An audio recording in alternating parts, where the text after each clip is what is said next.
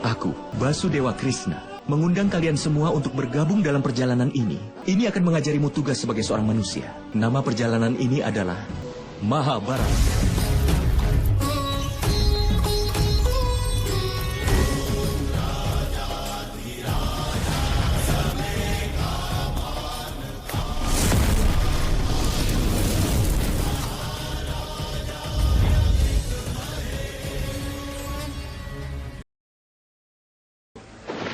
Aku ingin ayah mendoakan aku.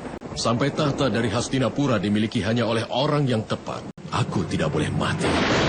Aku akan mengabulkan permintaanmu, anakku. Aku berkati kau dengan anugerah kematian atas keinginanmu. Semua orang akan selalu memujamu, anakku. Dan akan menyebutmu sebagai Bhisma.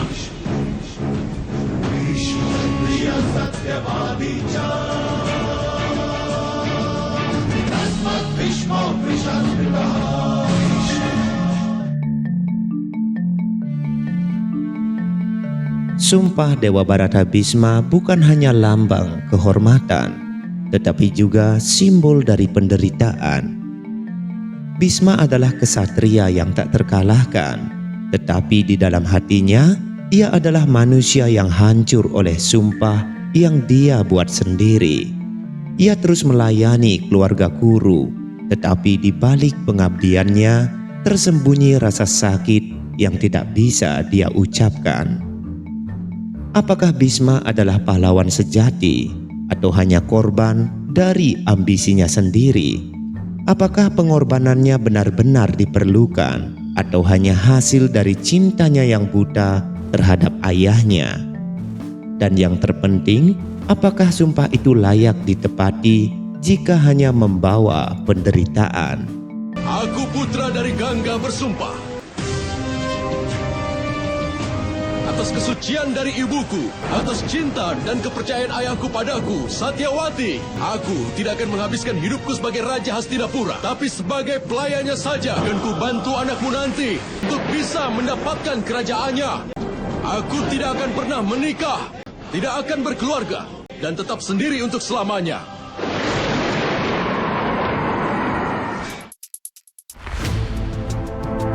Di tengah gemerlap kejayaan kerajaan Hastinapura, ada satu nama yang selalu disebut sebagai lambang kesetiaan dan pengorbanan, yaitu Dewa Bharata Bhisma. Namun di balik nama besar itu, tersembunyi kisah pilu seorang kesatria yang hidupnya diikat oleh sumpah yang mulia, tetapi juga penuh penderitaan.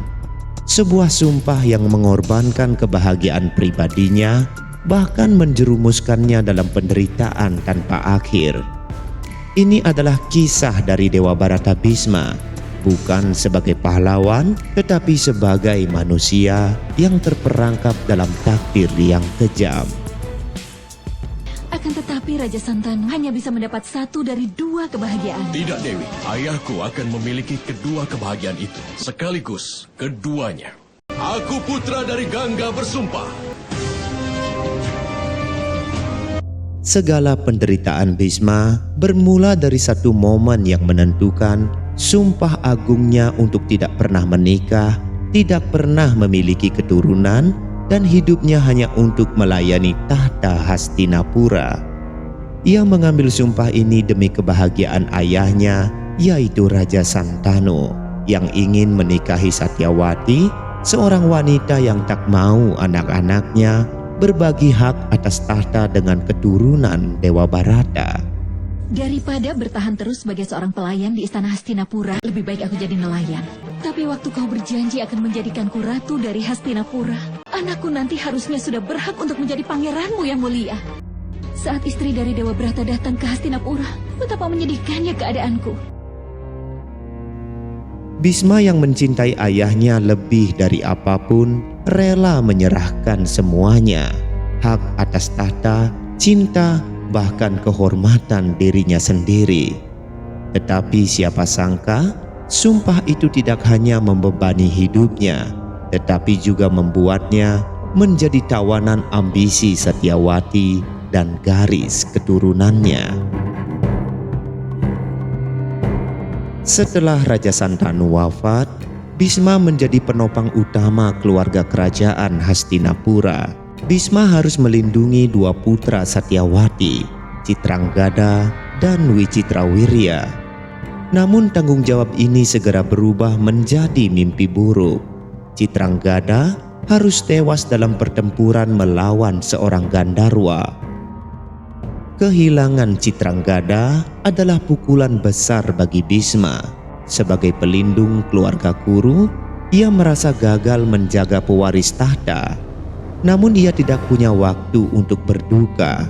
Tanggung jawab besar kini jatuh pada Wicitrawirya, adik Citranggada yang sama sekali tidak memiliki kemampuan untuk memimpin kerajaan sebesar Hastinapura.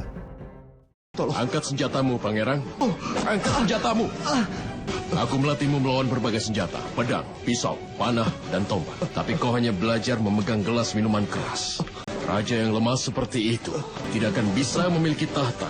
Dari kerajaan yang besar seperti Hastinapura, kau harus menjadi kuat. Maka angkat senjatanya, Pangeran. Bisma mencoba melatih Wicitrawirya dengan penuh kesabaran. Ia mengajarinya seni perang, strategi pemerintahan, dan tanggung jawab seorang raja. Tetapi Wicitrawirya sama sekali tidak tertarik dengan hal itu. Wicitrawirya lebih suka menikmati kemewahan istana, bersenang-senang, dan menghindari segala hal yang berkaitan dengan tanggung jawab kerajaan.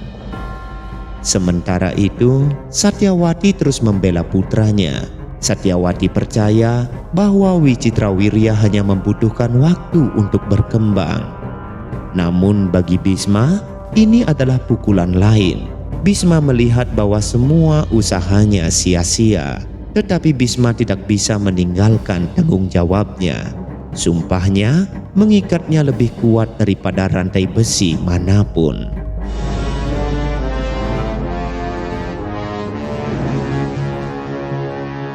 Rakyat Pancala, lihatlah dia. Dia pangeran dari Hastinapura, Pangeran Wicitrawirya. Masalah semakin besar ketika Wicitrawirya melanggar aturan perbatasan dengan kerajaan Pancala. Hal ini memicu kemarahan Raja Pancala. Kau tidak akan bisa membunuhku. Sebentar lagi kakak tertuaku, dia pasti akan datang ke sini untuk melindungiku. Ketika situasi semakin memanas, Satyawati memerintahkan Bisma untuk turun tangan. Meski hatinya berat, Bisma tidak bisa menolak. Ia pun bertarung melawan pasukan Pancala dan menghancurkan mereka dengan mudah. Raja Pancala, kau tidak berhak untuk menangkap pangeran kami begitu saja. Kalau dia sudah membuat kesalahan, dia pasti akan menyesalinya. Sang pangeran telah membuat kesalahan dengan memasuki Pancala. Jangan membuat kesalahan yang jelas terhadap Bisma. Rahwana membuat kesalahan mengira ini kesempatan dan membuat ekor Hanuman terbakar. Atau Pancala akan terbakar seperti Lanka. Kalau punya kekuatan, hentikan aku. Tapi kemenangan itu pun membawa malapetaka. Raja Pancala dalam kemarahannya mengutuk Dewa Barata Bisma. Bisma, kau harus bayar harga untuk penghinaan ini. Seseorang akan lahir di sini, di atas tanah Pancala. Dia nanti akan menjadi penyebab kematianmu.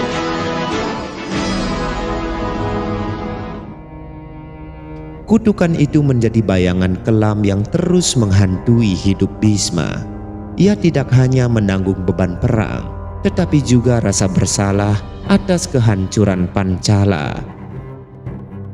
Di istana, Bisma menghadapi ujian yang tidak kalah berat.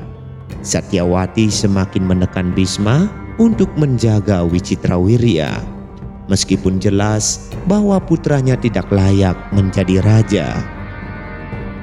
Setiap waktu, Bisma terjebak dalam konflik batin. Ia mengorbankan segalanya demi tahta dan keluarganya, tetapi tidak ada yang menghargainya. Ia hanya dianggap sebagai pelindung tanpa suara, tanpa hak untuk menolak, tanpa hak untuk memilih. Lalu, apa pendapat kalian tentang Bisma? Apakah ia sosok yang harus dihormati atau justru harus dikasihani?